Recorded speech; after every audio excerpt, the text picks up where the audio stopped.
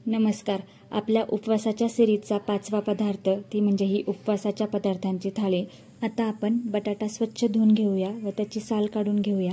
साल काढून झाल्यानंतर बटाटा बारीक किसून घेऊया. आता आपला बटाटा किसून झालेला आहे. आता आपण बाकीचं साहित्य बघूया. इथे 1 वाटी साबुदाण्याचं पीठ, त्यानंतर आपण घेणार आहे जिरे आणि मिरची यांचं वाटण, कोथिंबीर आणि चवीनुसार मीठ. किसलेल्या बटाट्यातच आपण सगळं साहित्य टाकून ते एकजीव करून घेणार आहे. आता इथे मी टाकले आहे कोथिंबीर. त्यानंतर आपण जे हिरवी मिरची आणि जिरे यांचं वाटण केलं होतं ते वाटण, मिरची तिखट असेल तर तुम्ही तुमच्या चवीनुसार ते टाकू शकता आहे. त्यानंतर इथे आपण टाकणार आहे साबुदाण्याचं पीठ आणि चवीनुसार मीठ. हे सगळं टाकून घेऊन आपण हे मिश्रण एकजीव करून घेणार आहे. ह्या मिश्रणात आपल्याला मळताना पाणी घालायचं नाही आहे, कारण बटाटाही पाणी सोडतो. त्यामुळे बटाट्याचं जे अंगचं पाणी आहे त्यातच साबुदाणा पीठ थोडे थोडे घालून हे व्हिडिओत दाखवल्याप्रमाणे याचा गोळा तयार करून घ्यायचा आहे.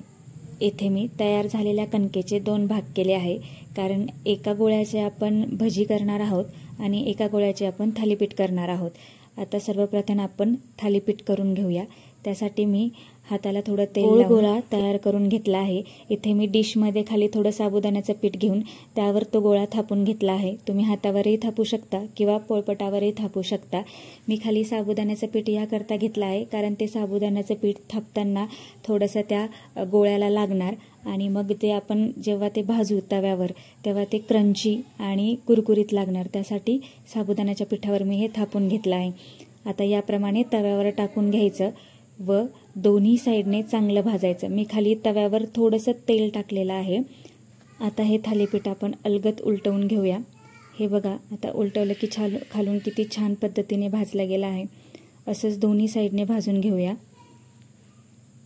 इथे आपला थाळीचा पहिला पदार्थ साबुदाण्याच्या पिठाचं थालीपीठ हे तयार झालं आहे. आता आपण दुसरा पदार्थ करायला घेऊया. त्यासाठी मी एका कढईत घेतलं आहे तेल आणि तेल गरम झालं आहे की नाही ते चेक केलं आहे मी. आता तेल आपलं छानपैकी गरम झालं आहे. अशी छोटी छोटी भजी आपण जे दुसरा गोळा ठेवला होता की नाही त्याची अशी छोटी छोटी भजी काढून घ्यायची आहे. लक्षात ठेवा, भजी ही थोडी छोटी छोटीच ठेवा, म्हणजे एकमेकांना चिकटणार नाही. आता आपण छान लाल रंग येईपर्यंत ही भजी तळून घेणार आहे. ही भजी तळल्यानंतर एकदम कुरकुरीत लागतात. तुम्ही बघू शकताय भजीचा रंग चेंज झाला आहे. इथे तुम्हाला दिसेल व्हिडिओत की भजी किती छान तळल्या गेली आहे आपली. आता एक भजी मी तुम्हाला तोडून दाखवते की आपली भजी कशी झाली आहे बघण्यासाठी. हे बघा, एकदम कुरकुरीत आणि चविष्ट भजी तयार झालेली आहे. आता आपण याचा तिसरा पदार्थ बघूया, ती म्हणजे बटाट्याची भजी. आता याच्यासाठी मी बटाट्याच्या स्लाइस करून घेतल्या आहे. बटाटा हा जाड नाही चिरायचा, पातळ स्लाइस ठेवायचा आहे. व्हिडिओत दाखवल्याप्रमाणे बटाट्याच्या स्लाइस करून घ्यायच्या आहे. आता आपण येथेही तेच सामान वापरणार आहे जे आपण आधीच्या थालीपीठला किंवा भजीला वापरली होती. फक्त येथे आपण बटाटा हा स्लाइस करून घेतला आहे. आता या रेसिपीसाठी आपण इथे घेणार आहे साबुदाणा पीठ, त्यानंतर हिरवी मिरची व जिरे यांचं वाटण, त्यानंतर चवीनुसार मीठ आणि कोथिंबीर. आता आपण साबुदाणा पीठ, हिरवी मिरची, जिरे यांचं वाटण, कोथिंबीर हे एकत्र करून घेऊया.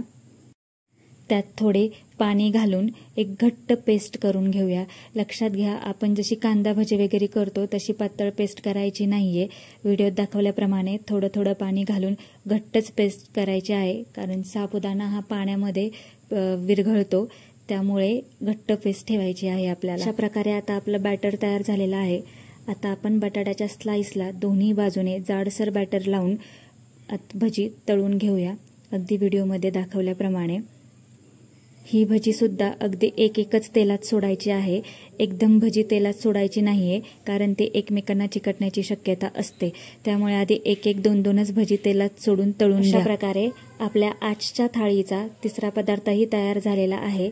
तुम्ही बघू शकता ही सुद्धा भजी एकदम कुरकुरीत झालेली आहे. तर तुम्हाला माझा आजचा पदार्थ कसा वाटला मला कमेंटमध्ये नक्की कळवा. आणि माझ्या चॅनलला सबस्क्राईब करा, व्हिडिओला लाईक करा आणि व्हिडिओला जास्तीत जास्त शेअर करा, म्हणजे अशाच नवनवीन रेसिपी मी तुमच्यासाठी घेऊन येत राहील. धन्यवाद.